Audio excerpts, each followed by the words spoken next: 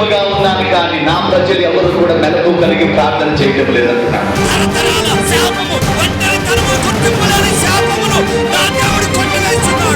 మన దేవుడు ఆశీర్వాదమిచ్చే దేవుడు, స్వస్థపరిచే దేవుడు, జ్ఞానమిచ్చే దేవుడు, బలమునిచ్చే దేవుడు, ఏ మేలు చేయక మానని దేవుడు. ఆయన ఎట్టివాడై ఉన్నారో మనము కూడా అట్టివారమే.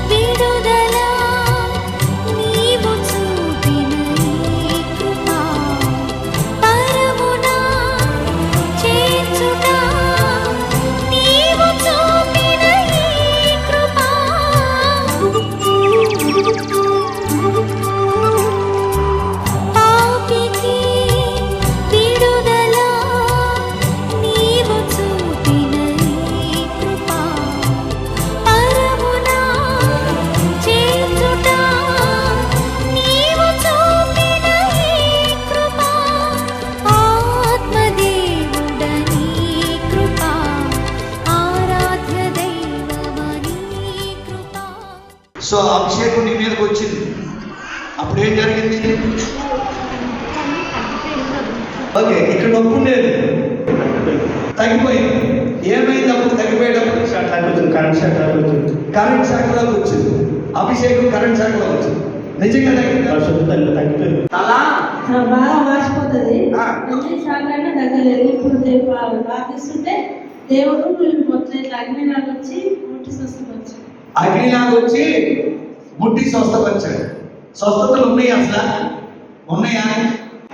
నాకు కరెంట్ షాక్లే కాచి నడుము తాకి కరెంట్ షాక్లాగా వచ్చి నిన్ను నడుము నొప్పి తగ్గింది. హల్లెలూయా.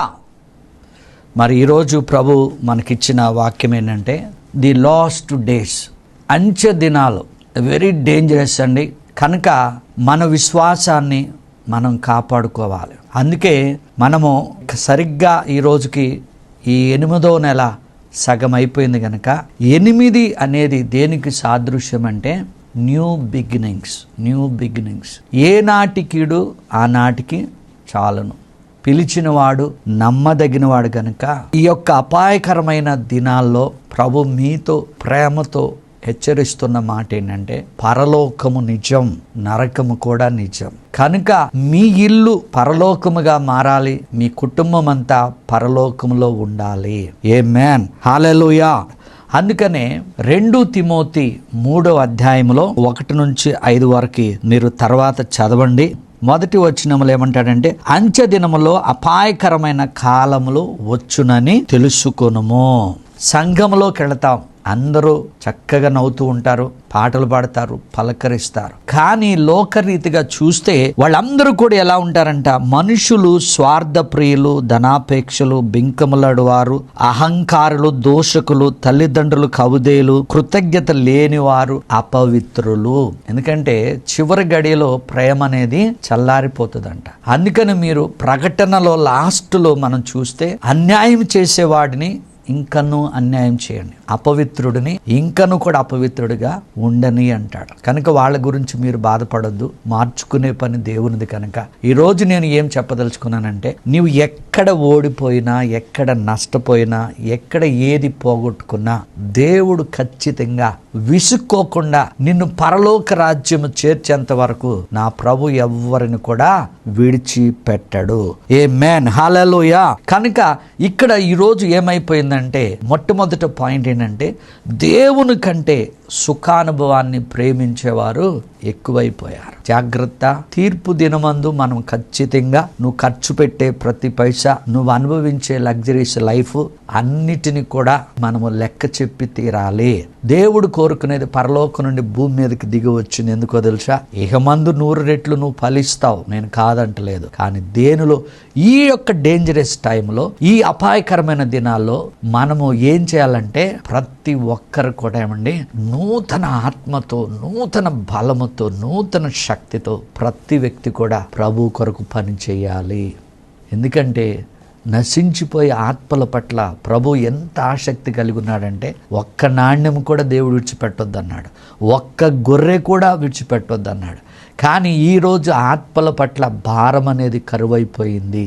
దేవుడు దేనితో పోల్చిండంటే ప్రభు రాకడొచ్చేటప్పుడు మరి పరిస్థితులన్నీ ఎలా ఉంటాయంటే, ఒక్కటి నోవాహు కాలంలో 8 మందే ప్రార్థన చేస్తూ ఉన్నారు. మిగతా వాళ్ళందరూ కూడా అప్పుడు ఎన్నో వందల సంవత్సరాల క్రితం తినటము తాగటము లోకంలో ఉన్నదంతా చేశారు. కానీ నోవాహు మాత్రం ఆ కుటుంబము కూడా లోకం వైపు చూడక దేవుని వైపు చూస్తూ కొండ మీద కట్టమంటే ఓడను కట్టుకుని కుటుంబాన్ని ఎలాగ సంరక్షించుకున్నాడో ఈరోజు ముఖ్యంగా అన్యుల సంగతి పక్కన పెట్టు, క్రైస్తవులుగా నీ గుండెల మీద చేసుకుని ఇప్పుడు యేసు ప్రభు వస్తే మీరందరూ పరలోక రాజ్యం చేరతారా?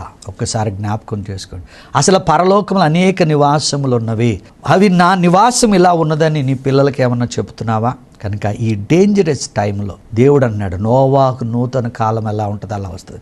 రెండవది యేసు ప్రభు దేనితో పోల్చిండంటే, ఆ యొక్క లోతు ఎక్కడైతే ఉన్నాడో ఆ ప్రాంతమంతా సొదొమ గొమొర్రా లాగా ఇప్పుడు దరిద్రమైందంటే భయంకరంగా ఉన్నాడు. ఒక వివాహానికి విలువ లేదు, కుటుంబాల్లో సంసారానికి విలువ లేదు. పనికిరాని రీల్స్లో అవి ఎంతవరకు నిజమో నాకు తెలియదు కానీ భార్యలు భర్తలను చంపటం, ఇదేంటంటే ఈ గుర్తులన్నీ, ఈ చికాకులన్నీ, ఇవన్నీ దేనికంటే ప్రభువు రాబోతున్నాడు. ప్రభు వచ్చేటప్పుడు బ్యాండ్ మేళం పెట్టి పెట్టరండి. ఆయన రెప్పపాటు కాలంలో ఆయన స్వరం వినగలిగిన యాక్యురేట్ స్పిరిట్, ఖచ్చితమైన స్పిరిట్ ఎవరిలో ఉంటుందో వాళ్ళు మాత్రమే ఖచ్చితంగా దేవునిలో ఎదుగుతారు. కనుక ఈ 8వ మాసమైన ఇంకో మాసం అయితే ఒక తల్లి ఆ 9వ నెలలో నూతనంగా ఒక బేబీని ఎలాగూ పొందుకుంటుందో, ఈ 8వ నెలలో అయినా నువ్వు ఆయన వైపు తిరిగి రక్షణ మరీ సమీపంగా ఉన్నది కనుక నమ్మండి, ప్రభువుని చేర్చుకోండి, హృదయంలో మారు మనసు పొందండి. ఆ పరలోక రాజ్యాన్ని మనందరము స్వతంత్రించుకున్నటమే నా ప్రయాస, మీ ప్రయాస. ఆమేన్, హల్లెలూయా. కనుక అపాయకరమైన దినాల్లో కొన్ని విషయాలు, ఒక 4 వ్యక్తులు మాత్రం వారు నూతనముగా ఎలాగూ బిగిన్ చేసి సక్సెస్ అయ్యారో నేను లాస్ట్లో చెప్తా. కనుక ఏమి జరుగుతున్నా కానీ, ఎలా జరుగుతున్నా మీరు మాత్రం భయపడద్దు. గదిలోకి వెళ్ళండి, తలుపు వేసుకుని ప్రార్థన చేయండి. రహస్యమందున్న తండ్రి మీకు ప్రతిఫలము ఇచ్చునుగాక. ఫస్ట్ పాయింట్ ఏంటంటే, ఇప్పుడున్నది ఏంటంటే difficulties time and dangerous hearts. మొట్టమొదటిది ఏంటంటే డిఫికల్ట్ టైమ్స్.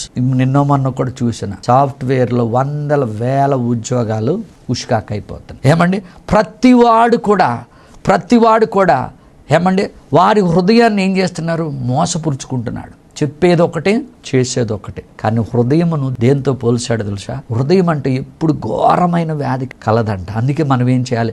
కొలస్సీ 3:15-16 ప్రకారం ఎప్పుడు కూడా అంట క్రీస్తు అనుగ్రహించు సమాధానం అంటే యేసు ప్రభు ఇచ్చే పీస్ అంట నీ హార్ట్లో సమృద్ధిగా ఉంటే నా బీపీ, నా షుగర్, నా థైరాయిడ్ ఏది కూడా రాదండి. ఒక్కవేళ ఉన్నా అవి మీ మీద పనిచేయవు. రోమా 6:14 ప్రకారం. ఫస్ట్ ఇక్కడ మనం నేర్చుకోవాల్సింది ఏంటంటే difficult times and dangerous hearts. ఈ యొక్క హృదయంలో నువ్వు ఎవరిని చేర్చుకోవాలంటే యేసు ప్రభుని చేర్చుకోవాలి. ఎందుకో తెలుసా?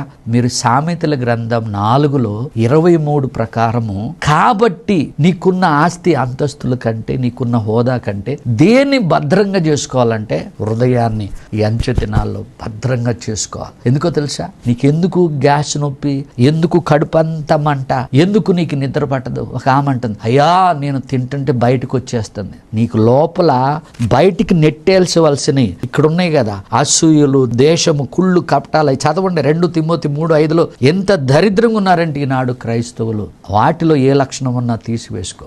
నీకు ఎన్ని కష్టాలు వచ్చినా, ఎలాంటి భయంకరమైన ఏ పరిపాలన ఉన్నా, సింహాసనములైన, ప్రభుత్వములైన, ప్రధానులైన, ఉన్నవైన, రాబోయిన అన్నీ యేసయ్యలోనే ఉన్నవి కనుక నీకు విరోధముగా రూపించబడిన ఏ ఆయుధము కూడా ఉండదు. అందుకని ఈ డేంజరస్ టైంలో ఏమండి, ఈ డిఫికల్ట్ టైంలో నువ్వు చేయవలసింది ఏంటంటే, మీరు 50 గ్రంథంలో 2వ అధ్యాయంలో చూసుకున్న పేతురు కూడా ఇక్కడ వాడుతున్న మాట ఏంటంటే, అపోస్తుల కార్యము 2:17 వచనంలో మాట్లాడుతున్న మాట ఏంటంటే, మనుషులు అందరి మీద ఆయన ఆత్మను కుమ్మరిస్తాడంట. నేను చెప్తున్నాను కదా, మనకి భోజనం లేకపోతే ఈ బాడీ ఎట్లా వీక్ అయిపోద్దో, ప్రతి దినము కూడా అంట ఆయన ఆత్మ కుమ్మరిస్తాడంట. కుమ్మరించుట, ఎందుకంటే ఈ రుచి తెలిసిన వాడిని కనుక నిలబడి చెప్తున్నాను. ఒక్కొక్కసారి ప్రభువా నూతన ఆత్మ మనం ఎప్పుడైతే మోకరిస్తానో బాడీ ఎంత, అది ఎన్ని కోట్లు పెట్టినా ఆ సన్నిధి మీకు చెప్పినా అర్థమవుతుందో తెలియదు, కానీ దానికోసం మనం నూతన ఆత్మతో నింపబడాలి. ఈరోజు నువ్వు ఎంత డేంజరస్ టైంలో ఉన్నా,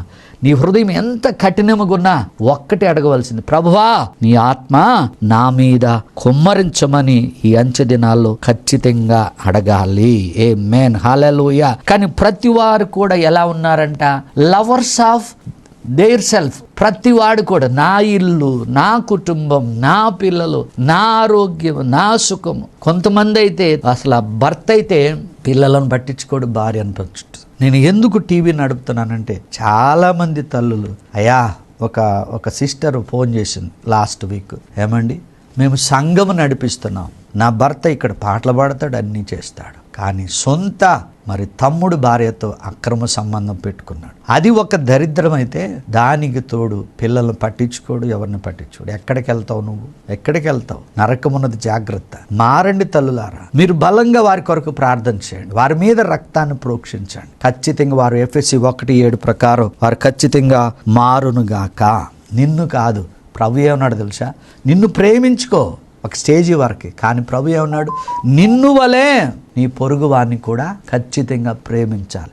అప్పుడు నువ్వేమవుతావు తెలుసా, ఒరే నువ్వు దాసుడువు కాదురా, నా స్నేహితుడు. మనమందరం బిషప్ లేదు, లేకపోతే రెవరెండ్ లేదు, ఎవరు లేరు, వీఆర్ ఫ్రెండ్స్ ఆఫ్ జీసస్. తల్లిదండ్రుల కంటే స్నేహితుడు ఎంత గొప్పగా పనిచేస్తాడో తెలుసా. ఈ భూప్రపంచం మీద యేసును నమ్ముకున్న ప్రతి ఒక్కడు కూడా ఆయన స్నేహితుడు కంటే వాళ్ళ కుటుంబాన్ని ఇతరులను ప్రేమిస్తే ఆ స్నేహితుడు సామెతలు 17:17 ప్రకారం నిన్ను విడవక ప్రేమిస్తూనే ఉంటాడు, దుర్దశలో కూడా తోడై ఉంటాడు.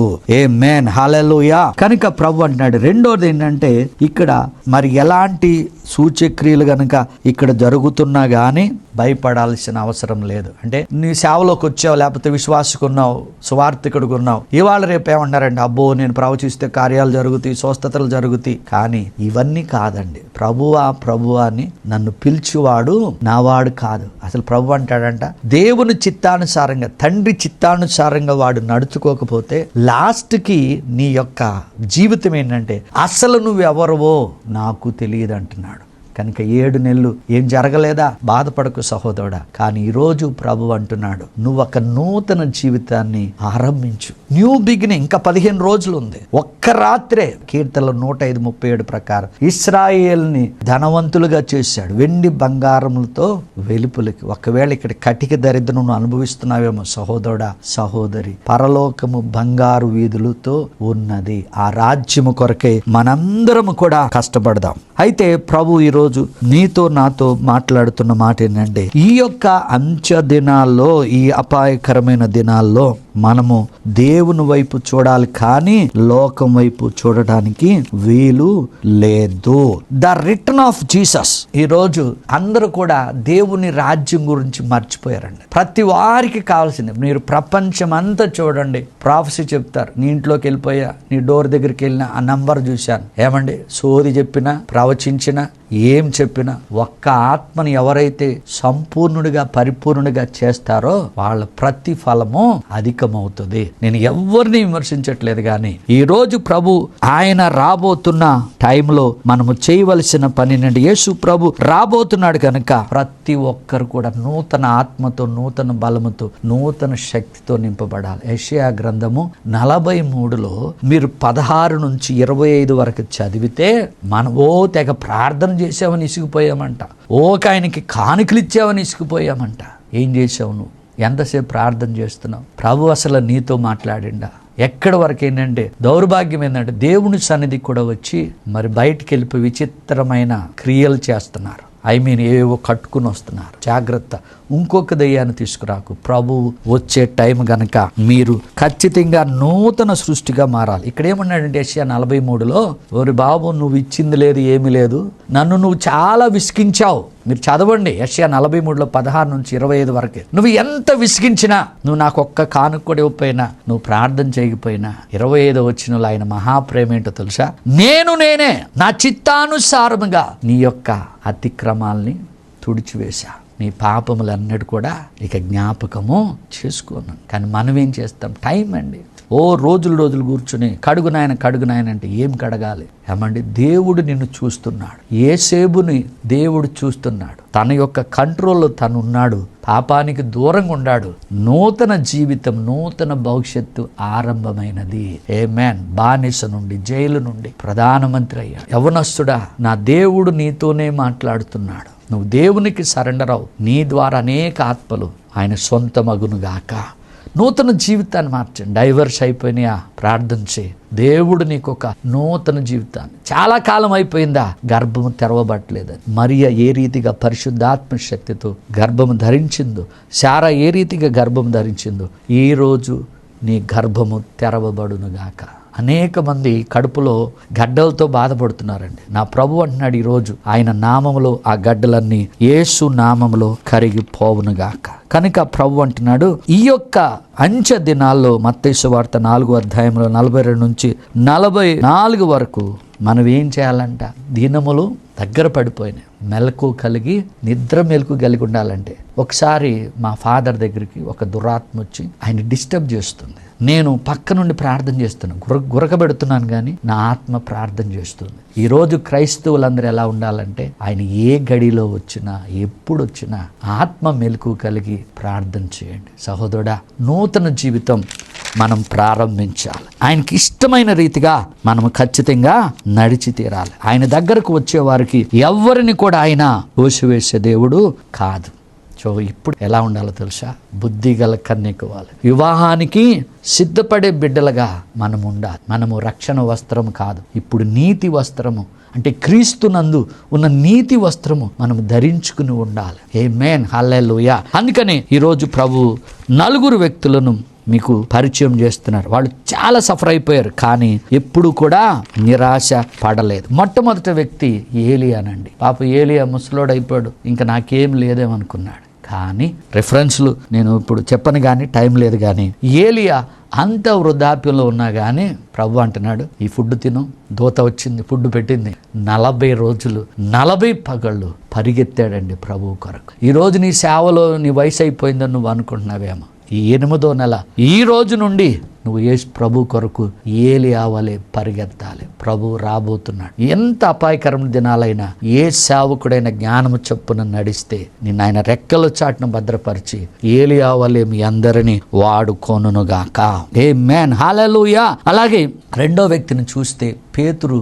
న్యూ బిగినింగ్ అండి. పేతురు కూడా, అయ్యా ఇదిగో మిమ్మల్ని వెంబడించాం, మాకేమొస్తుందంటే ఆయన అన్నాడు, అయ్యా మరి పరలోకాన్ని నీకు తాళపు చెవులు నేను ఇచ్చేదని అన్నాడు. మరి అబద్ధాలు ఆడినా లేకపోతే తొట్టిల్లిపోయినా ఆయన తిరిగి పరలోకానికి వెళ్లే ముందు ఈయన చనిపోయాడు, ఈయన వెళ్ళిపోయాడులని ఇతను చెడింది కాకుండా తోటి యొక్క శిష్యులను కూడా తీసుకుని మరలా తన చేపల పట్టకి వెళ్ళినప్పుడు ప్రభు విడిచిపెట్టకుండా వారికి కనబడి, ఏమండి అప్పుడు కూడా వాడిని కాల్చమని ఆ చేపను తిని మరలా ఒక్క రోజున మాత్రం, ఏమంటే ఒక 50 రోజులు ఇక్కడ ఉండమని చెప్పాడు. డే చెప్పలేదు, కానీ ఆయన ఈ గదిలో ఉండమని చెప్పినప్పుడు మొట్టమొదటిగా నూతన బిగినింగ్ ఎవరికి జరిగింది తెలుసా? పేతురుకి. ఆత్మ కుమ్మరించబడింది. ఒక్క రోజు 3000 మంది. నీ సంఘం ఇక్కడ 30 మంది ఉన్నారా?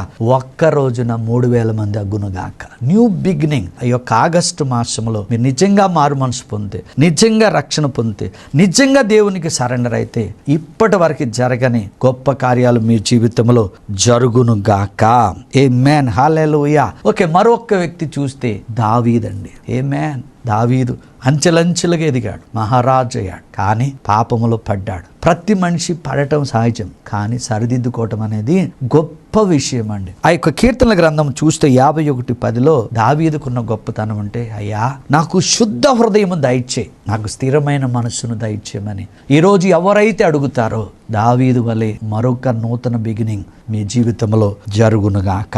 ఆఖరి వ్యక్తి ఎవరంటే ప్రాడిగల్ సన్, తప్పిపోయిన కుమారుడు. ఈ తప్పిపోయిన కుమారుడు కూడా లోకంలోకి వెళ్ళిపోయాడు. విచ్చలవిడిగా తన డబ్బంతా వెచ్చించాడు. కానీ ఎప్పుడైతే తండ్రి ప్రేమ, తండ్రి వాత్సల్యత, తండ్రి గొప్పతనాన్ని తెలుసుకుని తిరిగి వచ్చాడు, తన పోగొట్టుకున్నదంతా తిరిగి సంపాదించుకున్నాడు. ఈ రోజు నేను ఎందుకు చెప్తున్నానంటే ప్రభు రాబోతున్నాడు కనుక ఒక తప్పిపోయిన కుమారుడు వలె, పాపం నుంచి లేపబడిన డేవిడ్ వలె, నీ ఎంత వయసు వచ్చినా ఏలియా వలె మనం పరిగెత్తవలసింది. కనుక ఈ అంచె దినాల్లో, ఈ అపాయకర దినాల్లో మనము భూమి మీద చెప్పవలసింది ఏంటంటే యేసు ప్రభు రాబోతున్నాడు. రక్షణ మరి సమీపంగా ఉన్నది కనుక ఆయనను దేవుడని ప్రభువని ఒప్పుకుంటే చాలు, నీటి బాప్తీసం తీసుకుంటే చాలు, నీ ఇల్లు పరలోకం అవుతుంది, పరలోకములో నువ్వు ఉంటావు. ఇట్టి మహిమ కలిగిన దేవుడు మీకు తోడై ఉండునుగాక. ఈ బోడుపల్లి ప్రాంతంలో మరి ఎవరైనా కానీ ఏ సంఘానికైనా మీరు వెళ్ళకపోతుంటే దయచేసి మీ అందరికీ ఎక్కడి నుంచి అయినా మీరు రావచ్చు. ఈ యొక్క ఆదివారము ఆరాధనకు మీ అందరికీ నా ప్రేమపూర్వక ఆహ్వానము. వచ్చిన ప్రతి ఒక్కరికి వ్యక్తిగతంగా మీ యొక్క అవసరాలు తెలుసుకుని మీ కొరకు నేను ప్రార్థిస్తాను. ఇప్పటి వరకు ఎన్నో వందల వేల మంది ఈ యొక్క పరిచర్య ద్వారా ఈ దీనిని వాడుకుని వారికి ఉన్న బలహీనతలు కానీ వారికి ఉన్న రోగాల నుంచి విడుదల పొంది ఆయన రాజ్యాన్ని విస్తరిస్తున్నారు. ప్రతి శుక్రవారం నాడు అదే స్థలములో సాయంకాలము 7 నుంచి 9 వరకు స్వస్థత, సమృద్ధి, విడుదల అనగా పిహెచ్డి సర్వీస్ ఉంటుంది. ఎవరైతే కష్టాలతో, బాధలతో ఉన్నారో, రోగాలతో ఉన్నారో, దురాత్మల చేత బాధపడుతున్నారో దయచేసి మీరు ఈ సమయాన్ని సద్వినియోగం చేసుకోవచ్చు. మీ అందరి కొరకు ప్రార్థిస్తా. దేవుడు మిమ్మల్ని స్వస్థపరిచి విడుదలిచ్చి ఆయన నామాన్ని మహిమపరుచుకుంటాడు. దేవుని నామానికి మహిమ కలుగునుగా. హల్లెలూయా. గడిచిన కాలంలో, గడిచిన వారంలో యేసయ్య చేసిన కొన్ని మేలు తెలుసుకుని మనం దేవుణ్ణి మహిమపరుద్దాం. ఈమె పేరు మేరీ రాజభూషణం అండి. ఈ సెల్లో ఉంటుంది. మరి ఆమె చెస్ట్లో క్యాన్సర్ ఉన్నది. అయితే బ్లీడింగ్ వస్తుంది.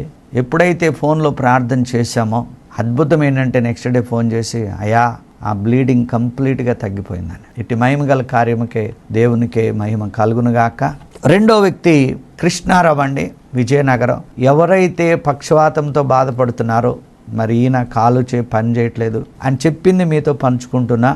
ఎప్పుడైతే నేను ఫోన్లో ప్రార్థన చేశానో ఆ తర్వాత 2-3 రోజులు మరలా ఫోన్ చేసి ప్రార్థన చేయించుకున్నారు. అయ్యా ఇప్పుడు ఒక్క అడుగు కూడా వేయలేని వాడిని కిలోమీటర్ వరకు నేను నడుస్తున్నానని. మనకిచ్చిన పని ఒకటేనండి, రోగులను స్వస్థపరచాలి, చనిపోతున్న వారిని లేపాలి, చీకటి శక్తుల చేత బాధపడుతున్న వారిని మనం విడిపించాలి. అపోస్తుల కార్యం 10:38 ప్రకారం. ఆమేన్, హల్లెలూయా. ఎవరికైతే వివాహాలు జరగట్లేదో టెన్షన్ పడద్దు. వివాహము అన్ని విషయాల్లో ఘనమైనది కనుక. తన పేరు డానియల్ స్పర్జన్. ఒకప్పుడు ఉద్యోగం కొరకు ప్రార్థన చేశాం, పొందుకున్నాడు. అలాగే వివాహం కొరకు కూడా ప్రార్థన చేశాం. ఈ నెలలో 29వ తారీఖు వివాహం జరగబోతుంది. ఇటు మహిమ గల కార్యముకే మన దేవునికే మహిమ కలుగునుగాక. ఆమేన్, హల్లెలూయా. ఇంకా మనం ముందుకెళ్తే ఎవరైతే సంతానం లేదో వారికి శుభవార్త ఏంటంటే 6 months బ్యాక్ నేను కర్నూలు దగ్గర ఉన్న కొక్కరంచి వెళ్ళా. మరి ఆమెకి పిల్లలు లేరు. కానీ అద్భుతం ఏంటంటే ప్రవచించి అమ్మ నీకు ట్విన్స్ పుడతారని. మరి ఆమె ఇప్పుడు కన్సీవ్ అవటమే కాదు కానీ కన్ఫామ్ కూడా అయింది. మరి అతి తొందరలో మనందరం వినొచ్చు ఆ కమల పిల్లల యొక్క శుభవార్త. మరొక సిస్టరు గడిచిన కాలంలో దేవుడు చేసిన మేలు ఏంటంటే ఒక్కతే కూతురు పెళ్లి చేసింది. మరి ఆయనకి ఆస్తుందని విడిచిపెట్టేస్తాను అన్నప్పుడు నేను దేవుని మహిమ కొరకు చెప్తున్నా. ఎంత లేట్ అయిందమ్మా అంటే 5-6 years అయిందండి. ప్రార్థన చేసిన తర్వాత 2 మగపిల్లలు పుట్టారు. ఒక తల్లేమో ప్రేమ్ కుమార్ అని పెట్టింది, తండ్రి ఏమో ప్రేమ్ సాయి అని పెట్టాడు. ఎవరికైతే ప్రేమ్ సాయి అని పెట్టారో వాడి గుండెలో ఓల్ పడింది. అప్పుడు ఆమె ఏడ్చుకుంటా అప్పుడు నేను ఫోన్లో ప్రార్థన చేసి ఆ పేరు మార్చండి, ఖచ్చితంగా దేవుడు కార్యం చేస్తాడని. 2 సంపూర్ణమైన ఆరోగ్యంతో ఉన్నారు. హల్లెలూయా. ఇంకొక సిస్టర్ అయితే ఆమె పార్వతి, మరి 9 సంవత్సరాలు మరి ఆమెకి పిల్లలు లేరు. ఎందుకంటే ఇవి ఎందుకు చెప్తానంటే గడిచిన కాలంలో మన పరిచర్యలో చేసిన అద్భుతాలు ఇవి. ఆమె వాళ్ళ ఆయన మంచి బిల్డరు, ఆస్తుంది.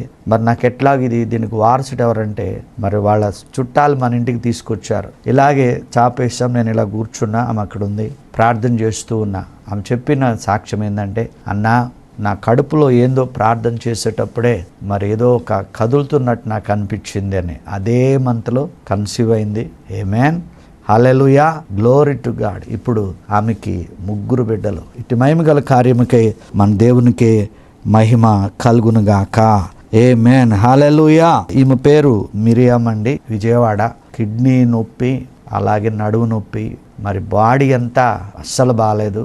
మరి కొన్ని రోజులు మరి ప్రార్థన చేయించుకున్నప్పుడు, కొన్ని రోజులంటే 3 డేసే, ఆమె చెప్పింది, అన్న ఇప్పుడు నాకు చాలా బాగుందని. ఎట్టి మహిమ గల కార్యములకై మన దేవునికి మహిమ కలుగునుగాక. నేను మరలా చెప్తున్నాను, ఈ యొక్క టీవీ పరిచర్య ఎంతకాలం ఉంటుందో మనకు తెలియదు, కానీ ఎప్పుడైతే యూట్యూబ్లోకి మీరు వెళ్ళి సబ్స్క్రైబ్ చేసుకోండి. మీరు ఆ మెసేజ్ వినుచుండగానే దేవుడు మీకు అద్భుతాలు జరిగిస్తాడు. ఒక సిస్టరు సంగీత భయంకరమైన జ్వరంతో బాధపడుతుంది, మోషన్స్, ఎన్ని టాబ్లెట్లు వేసినా తగ్గలేదు. ఎప్పుడైతే యూట్యూబ్ ఛానల్లో మరి ఆమె చూస్తుంది ఆ ప్రోగ్రాము, అద్భుతం ఏంటంటే ఆ స్టమక్ ఇట్లా మెలిపడిపోయి ఆమెలో నుంచి ఏదో వెళ్ళిపోయి అనిపించి కంప్లీట్గా తగ్గిపోయింది. సబ్స్క్రైబ్ చేయండి. ఈ ప్రోగ్రాం అయిన తర్వాత కాల్ చేయండి, మీ కొరకు ప్రార్థిస్తాను. ఇటు మహిమ గల కార్యములకై మన దేవునికి మహిమ కలుగునుగాక. ఆమేన్, హల్లెలూయా. మేము కోడుకోలో ఉంటాము. ఈ డయాలసిస్ చేయాలంటే నేను ఆ డయాలసిస్ చేయకుండా చూడాలని ప్రయత్నం చేశాము. ఒక రోజంతా ఓయో హాస్పిటల్, అక్కడెక్కడేమో ఓమిని హాస్పిటల్, అక్కడ తిరిగాము. ఎక్కడ తిరిగినా కూడా హాస్పిటల్లో ఎక్కడైనా డయాలసిస్ చేయాలి అని అన్నారు. గాంధీలో మా సిస్టర్ ఉంది, ఆమె ద్వారా డయాలసిస్ కోసం హాస్పిటల్కి అడ్మిట్ అయినాం. అయిన తర్వాత 4 డయాలసిస్ చేసారు. నాకు తెలిసినంత వరకు డయాలసిస్ అంటే రోజు తప్పించి రోజు చేయటము, 2 రోజులకు ఒకసారి చేయటము డయాలసిస్ అని నాకు తెలుసు. కానీ నేను అనుకున్నాను, ఇక నా పని అయిపోయింది, ఇక డయాలసిస్ అంటే ఒకరోజు డయాలసిస్ చేస్తే తెల్లవారి చేత కాదు, ఇంటికానే ఉండాలి, రెస్ట్ తీసుకోవాలి, ఇక జీవితం అంతా నాది వేస్ట్ అని చాలా బాధపడి హాస్పిటల్ అడ్మిట్ అయినప్పుడు అయ్యగారు 2 సార్లు ఫోన్ చేసి పలకరించి, సైమన్ గారు ఏం కాదు, ధైర్యం విడవద్దు, దేవుడు సహాయం చేస్తాడు అని అయ్యగారు 2 సార్లు ఫోన్ చేసి ప్రార్థించేసారు. అయ్యగారు ప్రత్యేకమైన వందనాలు తెలియజేస్తున్నాను. అదేవిధంగా 4 డయాలసిస్ అయింది, 15 రోజులు హాస్పిటల్ అడ్మిట్ అయి ఉన్నాను. అడ్మిట్ అయిన తర్వాత ఇంటికి డిశ్చార్జ్ చేసి డాక్టరు ఏమన్నారంటే, ఇప్పటి వరకు ఈయన కరెక్ట్ ఉన్నాడు, ఒకవేళ ఇంకా ఏది ప్రాబ్లం రాకుండా చూసుకునే బాధ్యత మీదే అని చెప్పి పంపించేసారు. ఆ డయాలసిస్ చేసిన తర్వాత ఇంటికి వచ్చాను. ఇంటికి వచ్చిన తర్వాత అయ్యగారు వచ్చిండ్రు, వచ్చి అమ్మగారు తర్వాత సహోదరి కూడా వచ్చిండ్రు, వచ్చి ప్రార్థన చేసి వీళ్ళ ధైర్యపరిచారు. అన్నిటికన్నా ముఖ్యంగా ధైర్యపరిచిన తర్వాత నాకు మొన్న గత మాసంలో అయ్యగారు నాకు ఒక ఫోటో పెట్టారు. అయ్యగారు ఫోన్లోకి వెళ్ళి వచ్చింది ఆ ఫోటో. ఈ ఫోటో ఎవరో ఉండే ఈయనే అని నేను ఆ ఫోటో కొద్దిగా పెద్దగా తీసి చూశాను. చూస్తే ఆ ఫోటో నాదే. నా ఫోటోను నేనే గుర్తుపట్టుకోలేనటువంటి స్థితిలో ఉన్నానంటే, ఈ చెంపలన్నీ లోపలికి పోయేసేసి చాలా బక్కగా అయిపోయేసేసి ఆ ఫోటోను చూసినప్పుడు నా ఫోటో నేను గుర్తుపట్టుకోలేకపోయినాను. అయితే ఆ యొక్క డయాలసిస్ చేసిన తర్వాత మెడిసిన్స్ కరెక్ట్ 3-4 నెలలు వాడమన్నారు, వాడాను. దేవుడు సంపూర్ణ స్వస్థత ఇచ్చాడు. మరి ప్రార్థించేసి దైవజనులకు తెలియజేస్తున్నాను. మహాపరిశుద్ధుడా, జీవం కలిగిన తండ్రి, నీకు వందనాలు. These are the last days నాయన. ఈ యొక్క చివరి దినాల్లో ఏ సంఘము కూడా పరలోకం మిస్ కాకూడదు, ఏ వ్యక్తి కూడా పరలోకం మిస్ కాకూడదు నాయన. స్వస్థతలు నిజమే అయ్యా, విడుదల నిజమే. నువ్వు అంటున్నావు అయ్యా, ఎవడైనా వచ్చి నేను అనేక మందిని స్వస్థపరచలేదా, దెయ్యాలను వెళ్ళగొట్టలేదా? అయ్యా, ఇది కాదు నాయన తండ్రి. మా అవసరతల అక్రతలను ఎరిగిన దేవా, నువ్వు ఏర్పరుస్తున్న ఆ మహోన్నతమైన రాజ్యములో మమ్మలను పాలిభాగస్తులు చేయండి. యుగ యుగములు నీతో ఉండే భాగ్యం మాకు కలుగునుగాక. ఏ సేవకుడైతే కన్నీరు కారుస్తున్నాడు, ఏ విశ్వాస అయితే నాకెవ్వరూ లేరంటున్నారో అయ్యా, గవర్నమెంట్ ఎలా ఉన్నా, ఎదుట వ్యక్తులు ఎలా ఉన్నా కానీ నీ వైపు చూస్తున్నాయన ఈ అంచె దినాల్లో మెలకు కలిగి ఉండి నీ రాకడకు ఎదురు చూసే భాగ్యము ప్రతి ఒక్కరికి కలుగునుగాక. తండ్రి, తల నుండి అరికాలి వరకు ప్రతి బిడ్డను తాకండి, స్వస్థపరచండి, విడుదలను దాయిచ్చేయండి ప్రభా. గుండె, లంగ్స్, కిడ్నీ కుళ్ళిపోయిన ప్రతి అవయము నూతన పరచబడునుగాక. వివాహాలు జరుగునుగాక, కనని గర్భం కానునుగాక, ఉద్యోగాలు వచ్చునుగాక, గృహాలు కట్టబడునుగాక, ప్రతి సంఘము ఆత్మతో నింపబడునుగాక, విస్తరించునుగాక. ప్రభువా, నీ రాకడ అతి త్వరలో ఉంది నాయన. ఇదిగో ఈ ప్రోగ్రాం కొనసాగుటకు సహకరిస్తున్న ప్రతి కుటుంబాన్ని 100 అంతులుగా దీవించమని యేసు నామములో ప్రార్థిస్తున్నాము తండ్రి. ఆమేన్. God bless you. దేవుడు మిమ్మలను బహుగా దీవించునుగాక. ఆమేన్. మా చిరునామా Kepha Joseph Matta, miracle home, house number 2- 108/35, road number 3, Siddhi Vinayaka Chittari Nagar, Boduppal, 5,92,000, Hyderabad, Telangana. Back side Shankaraiah function hall. మా ఫోన్ నెంబర్ 9848195752.